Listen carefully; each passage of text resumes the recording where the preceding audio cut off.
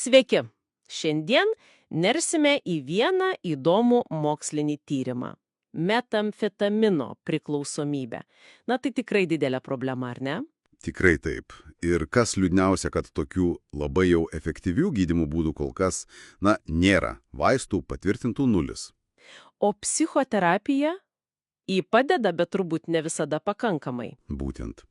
Veiksmingumas, sakykime, ribotas. Dažni atkritimai, tas potraukas, abstinencijos metu nuotaika krenta žemyn. Tikrai reikia kažko naujo. Ir čia į sceną žengia KAPA tyrimas iš Australijos, tiesa. Ką jie ten bando daryti? Taip, tai pilotinis tyrimas, pirmas toks beje. Jie bando sujungti ketaminą su psichoterapija. Pažiūrėti, ar toks derinys galėtų padėti žmonėms su metamfetamino vartojimo sutrikimu. Ketaminas ir psichoterapija. Skamba, intriguojančiai.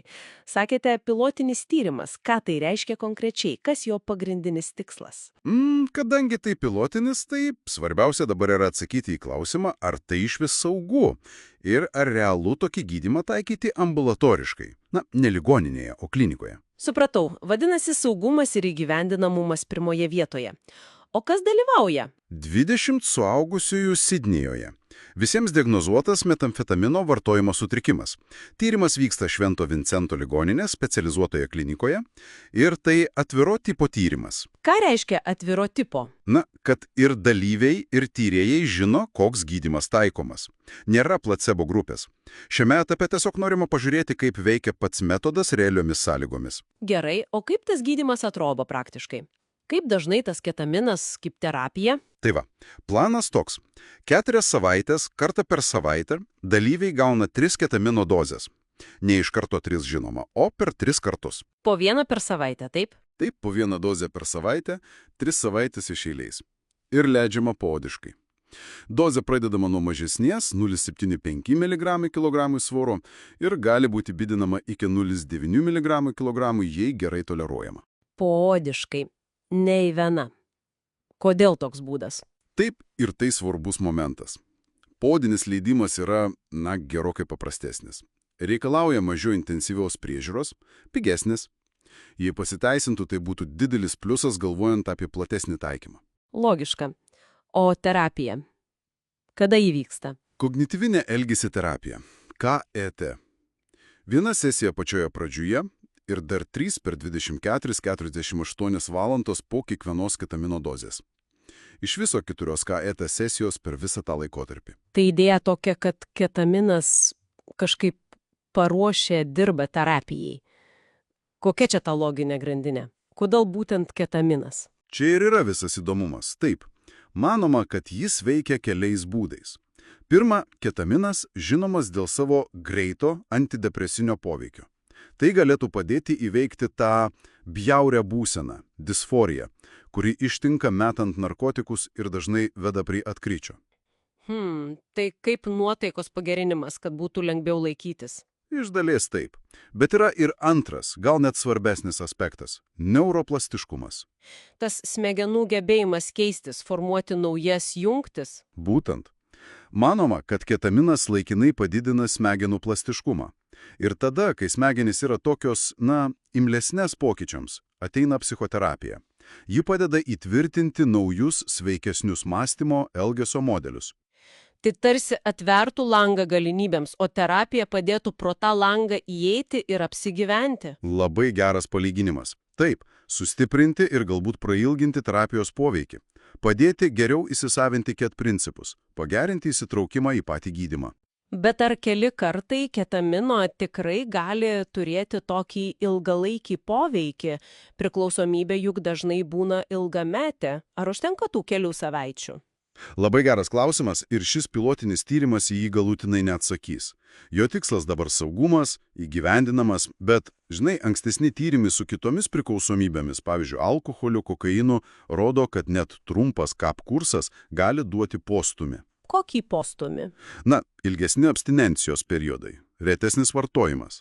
Hipotezė ta, kad tai gali užvesti tokį teigiamą ratą. Pagerėja nuotaika, motyvacija, žmogus geriau įsitraukia į ilgalaikę terapiją. Tai pradinis impulsas. Aišku, Tai be saugumo ir įgyvendinamumo ką dar stebės tyrėjai? Kokie rezultatai juos domina? Stebėsena vyks 24 savaitės, tai yra pusmečių po gydymo.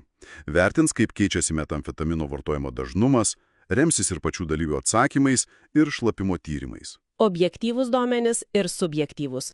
Taip pat potraukis narkotikui, abstinencijos simptomai, bendra gyvenimo kokybė, kaip žmogus jaučiasi, kaip vertina patį gydymą. Ir kas man čia patinka, jie neapsiriboja vien visišką abstinenciją. O ką dar vertina? Žalos mažinimą. Ar vartojama rečiau, ar mažesnėmis dozėmis. Ar žmogaus gyvenimas apskritai gerėja. Tai toks, sakyčiau, modernesnis, humaniškesnis požiūris. Ne viskas arba nieko. Tikrai. Tai svarbu. Ne visiems pavyksta mesti iš karto ir visam laikui. Būtent. Dar bando suprasti mechanizmus, matuos depresijos nerimo lygius, kaip sekasi reguliuoti emocijas, miego kokybę, net kai kurias kognityvinės funkcijas, kurias metafetaminas dažnai pažeidžia. Tai žodžiu, bandoma susidaryti visapusišką vaizdą. Apibendrinant, turime nedidelį, bet labai svarbų žingsnį pilotinį tyrimą, kuris tikrina, ar ketaminas kartu su Kefir yra saugus ir realiai pritaikomas kelias padėti žmonėms su metafetamino priklausomybė. Tiksliai. Ir jei atsakymai bus teigiami, tai, aišku, atvers duris didesniems, galbūt randomizuotiems, kontroliuojamiems tyrimams. Bet turbūt yra ir rizikų. Ką patys tyrėjai įvardyja? Yra, žinoma, visada yra. Pavyzdžiui, dalyvių iškritimas iš tyrimo. Gal kažkam bus per sunku, gal nepatiks.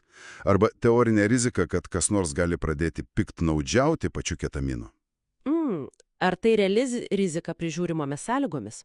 Ankstesni tyrimai su kitomis grupėmis, nerodo didžiojo pavojaus, kai viskas vyksta kontroliuojamai medicinos įstaigoje. Bet dirbant su žmonėmis turinčiais priklausomybėmis istoriją, šitą aspektą visada reikia turėti omenyje ir labai atidžiai stebėti. Todėl saugumas ir yra pirminis šio tyrimo tikslas. Suprantama, viskas turi būti labai atsargiai. Ir pabaigai toks klausimas pamastymui visiems. Tarkim, šis metodas pasirodo esant ir saugus, ir veiksmingas. Kas tada? Kokie iššūkiai lauktų bandant įtaikyti plačiau? Kaip reikėtų subalansuoti tą terapeutinę naudą su neišvengiama piktnaudžiavimo rizikai, ypač kai kalbame apie labai pažeidžiamus žmones?